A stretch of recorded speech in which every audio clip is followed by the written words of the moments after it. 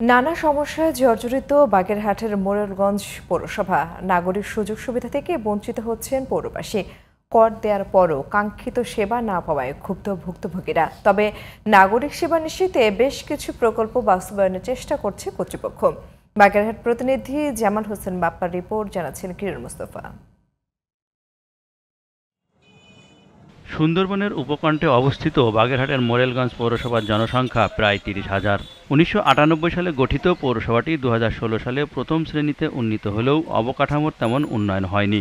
নেই ড্রেনেজ ব্যবস্থা, রাস্তাঘাট, সুপেয় পানি সরবরাহ ও লাইট পোস্টের বাতি। পৌরসভার ৯টি ওয়ার্ডের মধ্যে সবচেয়ে বেশি দুর্ভোগে ৮ ও ৯ নম্বর ওয়ার্ডের বাসিন্দারা। রাস্তাঘাট খুবই খারাপ, এমনিভাবে ড্রেনেজ ব্যবস্থা নেই, সুপেয় পানির কোনো ব্যবস্থা নেই, নাগরিক সুবিধা বলতে কিছুই নেই। বৃষ্টি হলেই রাস্তায় হাঁটুসোপার পানি হয়, হাঁটতে পারে না, পানিতে হাঁটুসোপার পানি। এ গ্রেডের পৌরসভা, এখানে সুপেয় পানি নাই, পানি আমাদের কিনে খেতে হয়। পানগুসি নদীর জোয়ারের পানিতে প্রায় তলিয়ে যায় পৌরসভার অনেক সড়ক। এছাড়া যেখানে সড়ক নেই সেখানে ঝুঁকিপূর্ণ সাঁকো দিয়ে চলাচল করেন বাসিন্দারা। পৌরসভার সংলগ্ন থেকেই আমরা জনভোগান্তির মধ্যে ভুগতেছি। এর থেকে আমাদের ইউনিয়নের রাস্তাঘাট এর চেয়ে অনেক ডেভেলপ আমাদের কাছে মনে হচ্ছে। কোমলমতি শিশুরা হাঁটাচলা করে, তাদের বিভিন্ন সময় বিভিন্ন সমস্যা হয়। মানুষ রুগী নিয়ে অ্যাম্বুলেন্স নিয়ে যাইতে পারে না।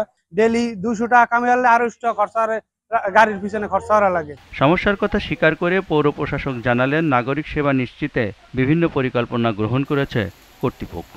সিটিসিআরপি একটা প্রকল্প আছে, এই প্রকল্পের আওতায় বেশ কিছু রাস্তা, ড্রেনেজ ব্যবস্থা, আধুনিক কিছু মার্কেট, এটা ইনশাল্লাহ এটা বাস্তবায়ন হবে এবং এই কাজটা আমরা এক টেন্ডারের পর্যায়ে গিয়েছি এবং খুব দ্রুতই আর কি এই কাজটা শুরু হবে।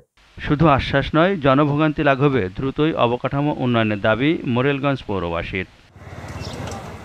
কিরণ মুস্তফা, জিটিভি নিউজ।